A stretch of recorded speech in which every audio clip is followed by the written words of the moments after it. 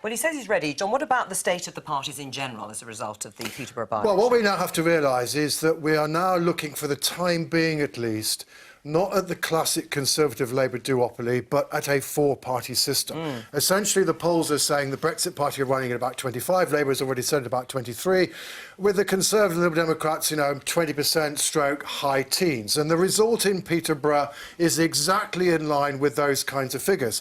And basically what we have now is a situation we have the two traditional parties who, frankly, like the Labour Party indicated last night, would much prefer to talk about issues of left and right and find it very, very difficult to maintain unity on the question of Brexit, being now challenged from both ends of the spectrum by the two parties who are very happy to talk about Brexit, but who perhaps don't necessarily have a great deal to say about anything else. That is UKIP and the Liberal Democrats. But all four of these parties are at the moment serious contenders for power in the forthcoming general election. Now, of course, it then leaves open the question, will this last or not? And you can argue that the experience of previous European elections is that it won't, except that the cause of this change, Brexit, ain't going to disappear anytime soon. And that's a potential problem for the Labour Party.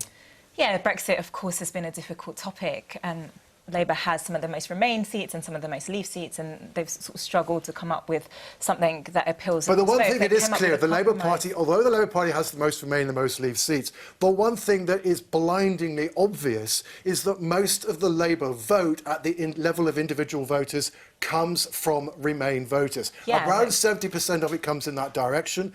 And when you look at the losses that the Labour Party is currently suffering, either 2 weeks ago or hypothetically in the current polls, for every one vote the Labour Party is losing to Brexit, it is losing some, it is losing 3 to the Liberal Democrats and the Greens.